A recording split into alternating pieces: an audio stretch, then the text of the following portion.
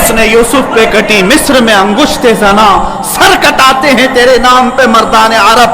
वो सहाबा कटाते थे और बताते थे। आज अगर वो पंडित वहां बैठ करके कहता है कि मैं बलिदान देना चाहता हूं, तू अपनी कोठे में बैठकर बलिदान दे ले, तेरे अपने घर में। लेकिन मैं जानता हूं कि 1 लाख क्या, अभी अगर मैं हिंदुस्तान के नौजवानों को आवाज दे दूं तो पूरी दिल्ली की सरजमीन भर जाएगी इंशाअल्लाह अज़ीज़। सारे नौजवानों के सर भी वहां पर लहराएंगे। मैं इंशाअल्लाह अनकरीब ऐलान करने वाला हूं। क्या है नौजवानों, क्या तुम मेरी इस बात पर लब्बैक कहते हो कि क्या तुम मेरी इस बात पर आवाज देकर लब्बैक कहते हो कि अगर हुकूमत वक्त ने उस मलऊन को गिरफ्तार नहीं किया या अज़मत रिसालत पर भौंकने वालों के गले में पट्टा नहीं डाला, तो हिंदुस्तान के हर कोने से मुसलमान अपने सर पर कफन बांधकर दिल्ली पहुंचे। आप तैयार हैं इस बात के लिए? इंशाअल्लाह अज़ीज़ अगर सर कटेगा, ऐ मुसलमानों घबराना नहीं, सबसे पहले इस फकीर का सर जाएगा इंशाअल्लाह। सबसे पहले हमारी गर्दन कटेगी। और ये मरना तो है ही आज या कल, अपने बिस्तर पर एड़ियां रगड़ रगड़ कर मरने से तो बेहतर है मेरे मुस्तफा की आजमत का परचम बुलंद करके दुनिया से जाए। इसलिए कि फरिश्ते भी हमारी लाशों के इस्तकबाल के लिए तैयार, फरिश्ते भी हमारी लाशों के इस्तकबाल के लिए तैयार हों।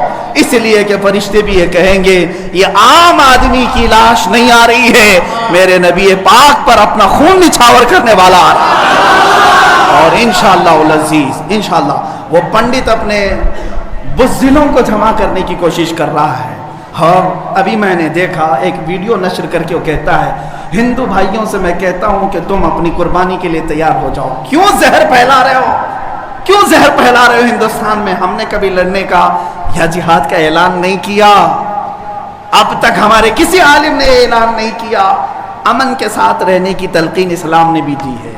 हुजूर ने खुद फरमाया है जंग की तमन्ना मत करो, जंग की ला ततमन्नू लिक़ा अदुविकुम।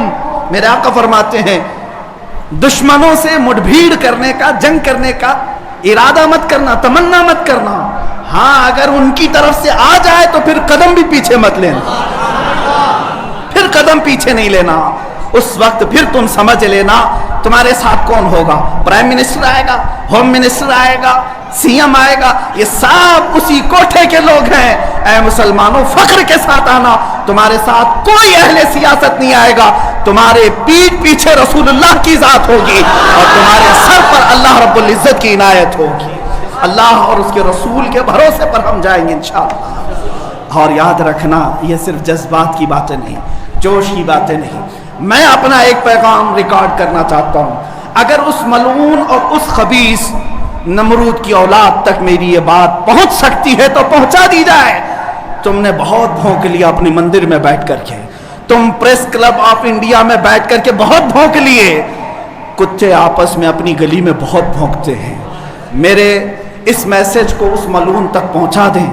अगर जरा बराबर भी दम खम है तुम्हारे अंदर, तुम्हारी माँ ने अगर दूध पिलाया है तुमको, तो अब मैं मुनाजरे का चैलेंज नहीं दे रहा हूं, डिबेट भी नहीं करूंगा, बातचीत भी नहीं करूंगा। आओ मैं ऐलान करता हूं, 8 दिन के अंदर तुम दिल्ली पहुंचो, किसी मैदान में पहुंचो, अपनी सारी मुकद्दस किताबें लेकर के आओ। इंशाअल्लाह अज़ीज़ ये फकीर कुरान पाक लेकर हाजिर होगा। हम आएंगे, तुम अपने सारे गुरु घंटालों को लेकर जमा हो जाओ। मैं मुनाजरे का चैलेंज नहीं दे रहा हूं, तवज्जो चाहता हूं। मैं डिबेट करने की बात ही नहीं कर रहा हूं। ये न्यूज एंकर जितने दज्जाली मीडिया वो भी सुन लें, अपने डेस्क पर बैठ करके टट्टू लोगों को लड़ाते रहते हैं वो भी सुन लें। कुरान, इस्लाम, रसूल की जात पर हमले कराने के लिए जरखरीद लोगों को बिठाते हैं, वो भी सारे न्यूज एंकर, ये पंडित सब जमा हो जाए मैदान में। ये फकीर कादरी हाजिर होगा, एक बड़ी आग जलाई जाए, आग लगाई जाए। मैं उससे कहता हूं मैं भी आग में दाखिल होऊंगा, तू भी आग में दाखिल हो जा। जो सलामत रहेगा उसका दीन हक पहचाना जाएगा।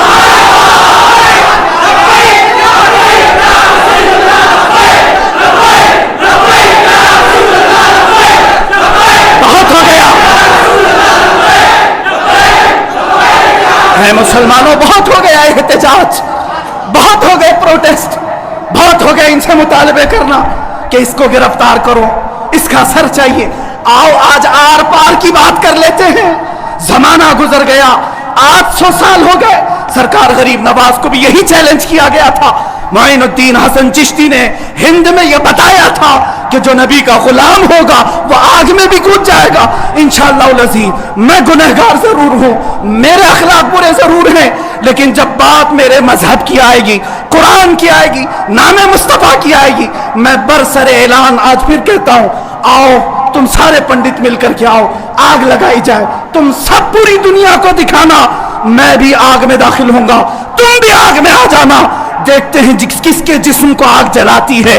اگر میں سلامت رہا تو میرے دین کی بات ہوگی، اور انشاءاللہ العزیز مجھے یقین کامل ہے کہ اگر آگ پر بھی کسی کا حکم ہوتا ہے تو صرف میرے رب ذوالجلال کا ہے، میرے رب ذوالجلال کا ہے۔ بس اسی بات پر میں اپنی گفتگو کو ختم کرتا ہوں۔ اب احتجاج نہیں، اب پروٹیسٹ نہیں، سیدھے آر پار کی بات، میری یہ بات پہنچا دی جائے۔ اگر جواب آ جائے تو دیکھ لینا مسلمانوں، مجھے یہ یقین ہے کہ اس کا کوئی جواب نہیں آئے گا، اس کا جواب نہیں آئے گا۔ ہجڑوں کے پاس اس طرح کی کوئی بات کا جواب نہیں ہوتا، ان کی ماؤں نے اتنا دودھ ہی نہیں پلایا۔ یہ زرخری اپنے علاقے میں بیٹھ کر کے بھونک تو سکتے ہیں، لیکن آؤ مباہلے کی میں دعوت دے رہا ہوں، مباہلے کی دعوت۔ قرآن نے بھی میرے مصطفیٰ کو مباہلہ کرنے کا حکم دیا تھا۔ جب عیسائیوں نے بہت باتیں کی تو رب تعالیٰ نے فرمایا اے رسول فَقُلْ تَعَالَوْا نَدْعُ أَبْنَاءَنَا وَأَبْنَاءَكُمْ وَنِسَاءَنَا وَنِسَاءَكُمْ وَأَنفُسَنَا وَأَنفُسَكُمْ ثُمَّ نَبْتَهِلْ فَنَجْعَلْ لَعْنَةَ اللَّهِ عَلَى الْكَاذِبِينَ۔ اے رسول ان کو بلا لیں، آپ اپنے بیٹے بیٹیوں کو لے کر کے آئیں، اپنی عورتوں کو لے کر کے آئیں، اور خود جائیں اور ان سے بھی کہیں کہ تم بھی اپنے بیٹے بیٹیاں لے آؤ، اپنی عورتیں لے آؤ، بیٹھیں گے میدان میں، اللہ سے دعا کریں گے کہ جو جھوٹا ہے اس پر لعنت بھیج۔ اتنا ہی میرے آقا کو حکم آیا تھا۔ حضور گئے نجران کے عیسائیوں کے پاس، چلو بلاؤ، مباہلہ کرتے، ایک مناظرہ ہوتا ہے جو ڈیبیٹ کیا جاتا ہے، مباہلے میں ڈیبیٹ نہیں، سیدھے میدان میں، عمل کے میدان میں بات نہیں کی جاتی۔ حضور آئے کس کو لے کر؟ سیدہ کائنات فاطمہ الزہرا، حسن مجتبیٰ کو، حسین اعظم کو، مولا علی کرم اللہ وجہہ کریم کو، 5 لوگ آئے تھے۔ نجران کے عیسائیوں نے پہلے تو مان لیا تھا چیلنج، جب یہ نورانی چہرے دیکھے تو عیسائیوں کے ایک بوڑھے پادری نے کہا اے نادانو کس کو تم نے مباہلے کے لیے بلا لیا؟ اگر اس رسول نے ہاتھ اٹھا دیا تو قیامت تک تمہاری نسلیں باقی نہیں رہیں گی۔ اور مجھے میرے مصطفیٰ کے اس مباہلے کی برکت سے یقین ہے، لیکن میرے مصطفیٰ کی نسبت میرے ساتھ موجود ہے، میرے پیر و مرشد کی نسبت میرے لیے کافی ہے۔ انشاءاللہ العزیز مباہلے کے لیے فقیر حاضر ہوگا، جواب آ جائے اے سنی مسلمانوں انتظار کرو، اب لڑائی آر پار کی ہو جاتی، دیکھا جائے گا کس کا دین حق ہے، کس کی کتاب حق ہے، کس کا رسول حق ہے، اسی بات پر خاتمہ ہوگا۔ وآخر دعوانا الحمدللہ رب العالمین۔